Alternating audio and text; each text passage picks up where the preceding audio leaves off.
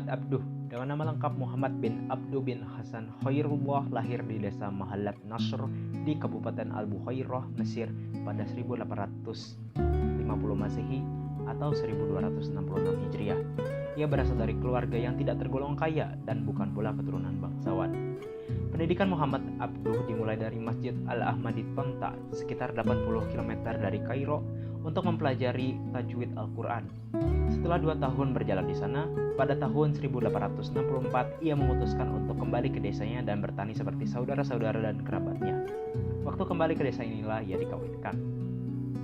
Walaupun sudah kawin, ayahnya tetap memaksa untuk kembali belajar. Namun Muhammad Abduh sudah bertekad untuk tidak kembali. Maka ia lari ke desa Shibrul Khid, tempat di mana banyak paman dari pihak ayahnya bertempat tinggal. Di kota inilah ia bertemu dengan Syekh Darwish Khidir, salah seorang pamannya yang mempunyai pengetahuan mengenai Al-Quran dan penganut paham tasawuf Asy-Syadziliyah. Pada periode ini, Muhammad Abduh sangat dipengaruhi oleh cara dan paham sufi yang ditanamkan oleh sang paman. Ia berhasil merubah pandangan pemuda ini dari seorang yang membenci ilmu pengetahuan menjadi seorang yang mengemarinya. Ia kemudian meneruskan studinya ke Universitas Al-Azhar. Di lembaga inilah Abduh untuk pertama kalinya bertemu dengan Jamaluddin Al-Afghani. Dalam pertemuan itu, Jamaluddin Al-Afghani mengajukan pertanyaan-pertanyaan mengenai arti beberapa ayat Al-Quran. Kemudian Al-Afghani memberikan tafsirnya. Perjumpaan itu menorehkan kesan yang baik dalam diri Abduh. Ketika Jamaluddin Al-Afghani datang ke Mesir lagi untuk menetap di tahun 1871, Muhammad Abduh menjadi muridnya yang setia. Ia mulai belajar filsafat di bawah pimpinan Jamaluddin Al-Afghani. Di masa ini ia telah mulai menulis karangan-karangan untuk harian Al-Ahram. Studi Abduh di Al-Azhar selesai pada tahun 1877 dengan mendapat gelar alim. Setelah itu ia mulai mengajar, pertama di Al-Azhar, kemudian di Dar al-Ulum, dan di rumahnya sendiri. Pada tanggal 11 Juli 1905, saat masa puncak aktivitasnya membina umat, Muhammad Abduh meninggal dunia di Kairo, Mesir. Yang menangisi kepergiannya bukan hanya umat Islam, tetapi banyak pula tokoh non-muslim yang berduka atas kepergiannya.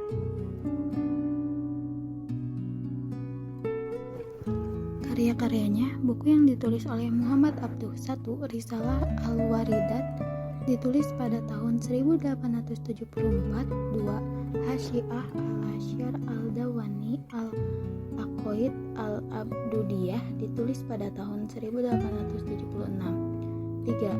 Naj al-Balaghah, ditulis tahun 1885.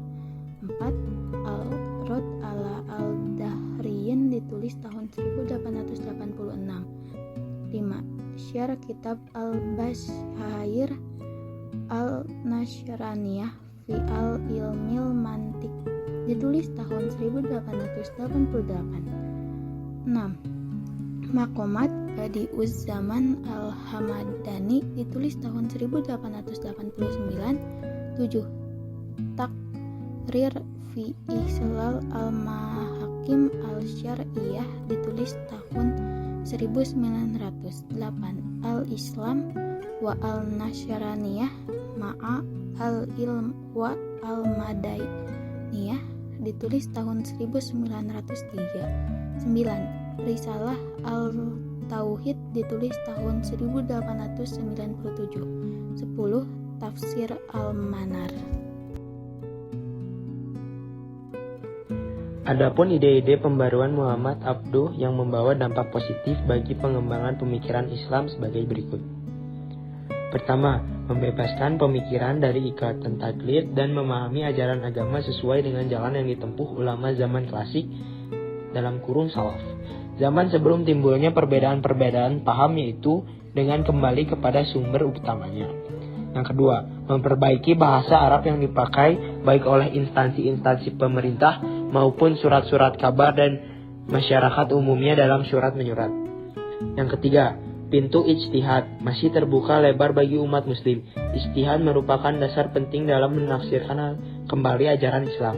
Yang keempat, Islam adalah ajaran rasional yang sejalan dengan akal. Dengan akal, maka ilmu pengetahuan menjadi maju. Dan yang terakhir, yaitu yang kelima, kekuasaan negara harus dibatasi oleh konstitusi yang dibuat oleh negara yang bersangkutan.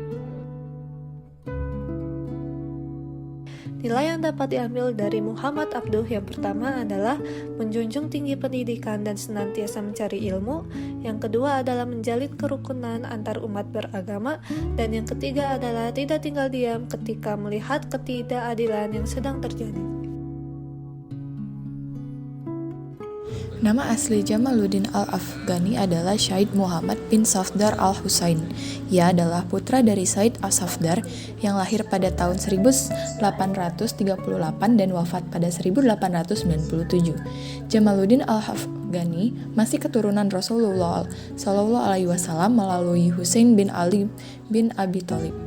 Tanah kelahiran Jamaluddin Al-Afghani adalah Asadabad, Afghanistan, tetapi sebagian peneliti sejarah meyakini bahwa ia lahir di Asadabad, Iran.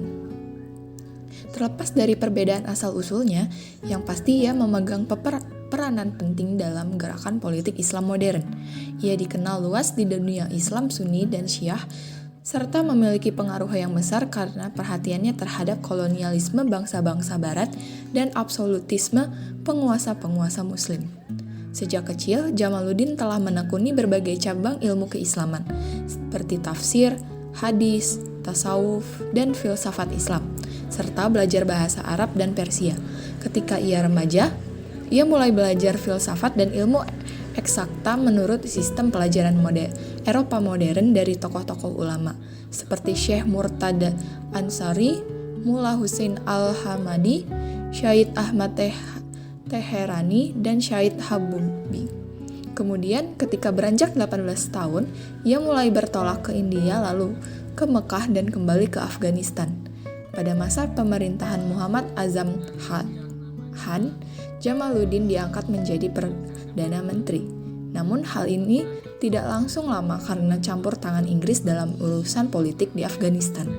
Jamaluddin memilih bertolak kembali ke India dan Mekah pada tahun 1869 demi menghindari pengaruh buruk yang mungkin menimpanya.